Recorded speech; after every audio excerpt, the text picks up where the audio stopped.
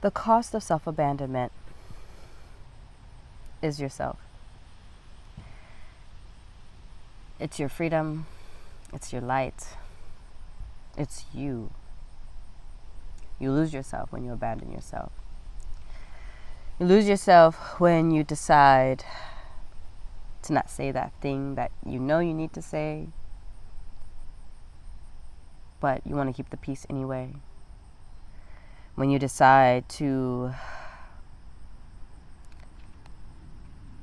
be so controlled in your emotional state that the truth of what it is that you want to say and have to say gets lost in the translation of what you're trying to do to seem poised and put together. Now, again, I'm not saying to lose your shit on everyone, but I am saying to allow yourself to be known, your voice to be heard. As someone who is a recovering, everything's cool type of person, I won't always speak up about what's bothering me type of person because I want to keep the peace, or maybe I am just being too sensitive, or maybe I am just taking everything too personally, or blah, blah, blah, blah. Maybe I should give things a long time to settle. As a person who has decided that I want to be heard and known, that I'm choosing to actually voice my concerns the way that I want to voice them, because gosh darn it, I haven't really done that. Like, I do it, but like, I don't, right? Even in the wishy-washiness of sometimes speaking up for the self and showing up for the self and speaking authentically is enough to also abandon the self, because it's not consistent. It's not like our nervous system doesn't have an understanding of how consistently we can indeed show up for ourselves. It's just sometimes when we're fit to be tired, or we've reached our maximum, or we're at our capacity.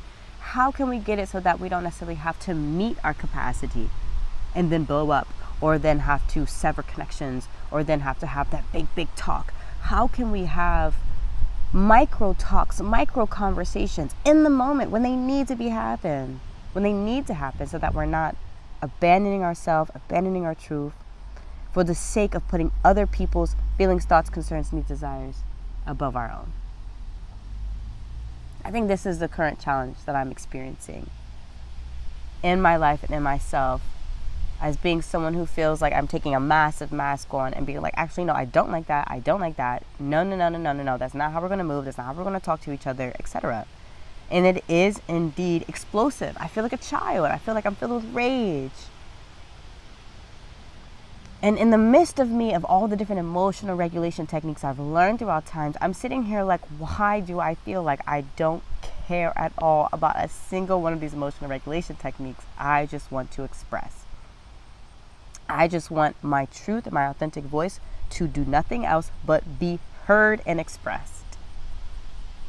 And honestly, I think that that's okay. I could shame myself till the cows come home for raising my voice the other day, but why? It happened.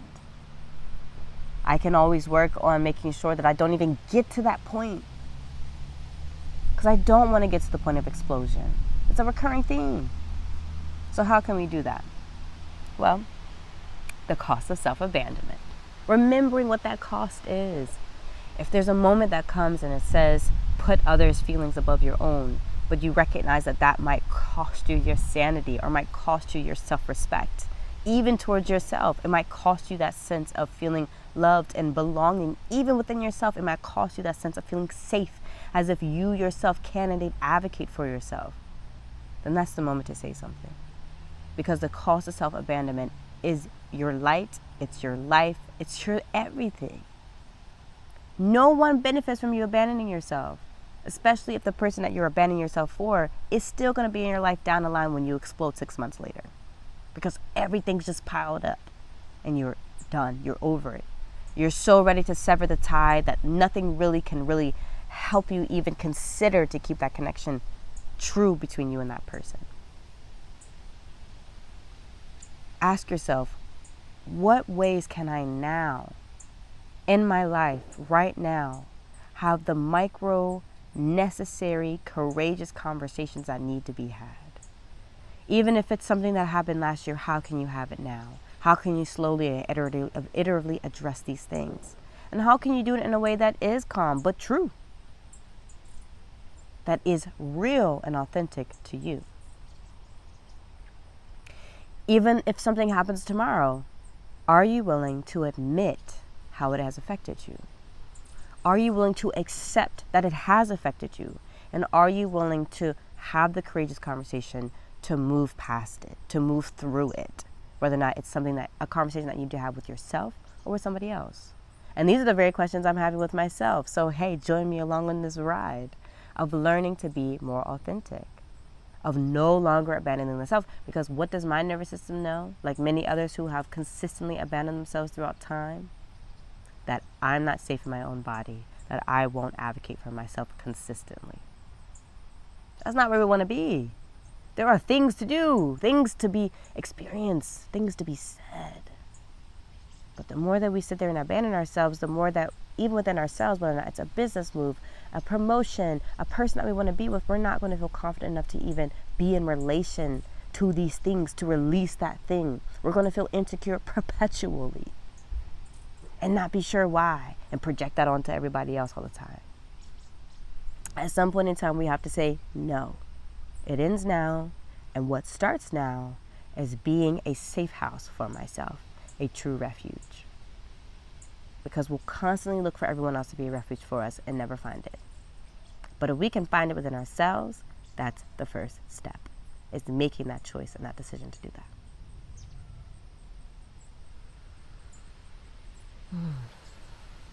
So before we close out, I would like to do a bit of a grounding exercise.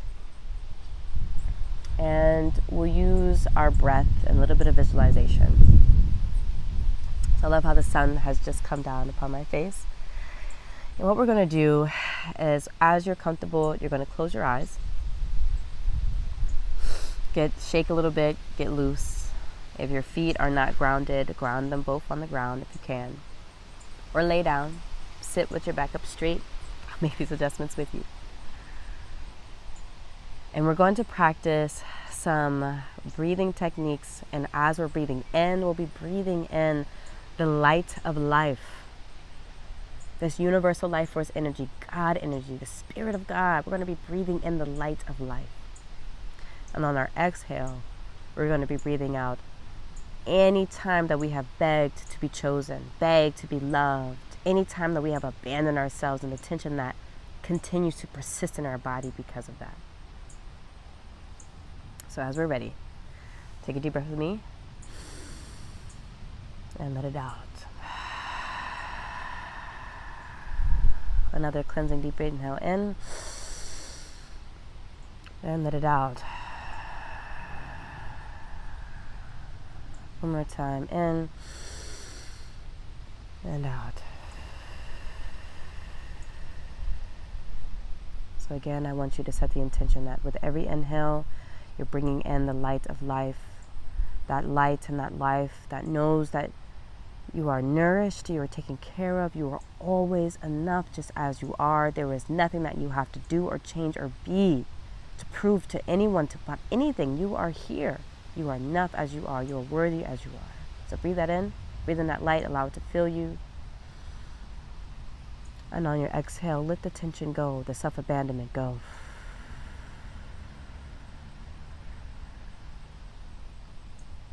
And we'll inhale in for 4 counts. 1, 2, 3, 4.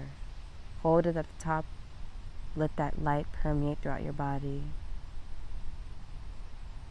Go to the spaces that have been emptied by your previous exhale. And now let it out. 2, 3, 4, 5, 6, 7, 8. Breathe in. 2, 3, 4. Feel that light coursing through your body, through your veins, reminding you that you have always been enough. And now let it out. 2, 3, 4, 5, 6, 7, 8. Breathe in. 2, 3, 4. Feel the light coursing through your body. Breathe out all that no longer serves you. Breathe out that pain.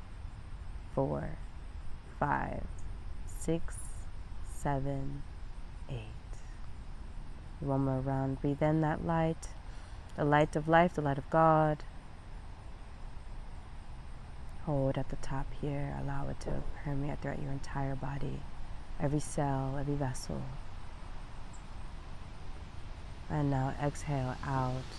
2, 3, 4, 5, 6, 7, 8. You can return to normal breathing now. Take a deep inhale in and out. Stretch your body. Give yourself a hug. Remind yourself that you are already whole. That no one else can do anything else for you. No one else can make you a safe space. No one else can make you not abandon yourself. Only you can do that. Just like me, only I can do this. So, we don't have to blow up on people. We don't have to hide anymore. We don't have to get jealous. We don't have to do those things. We don't have to beg for love, because we are love. And that light of life that you just breathed in, that's here to stay with you. It doesn't go anywhere. It's been here with you the whole time. Invite it in. Invite the spirit of all, the Most High, the Creator. Invite them in. Let them be here with you in sacred harmony, in divinity, in protection, in the expression of your truth, in the expansion of your light, and in you being willing to be here for you, authentically, through and through.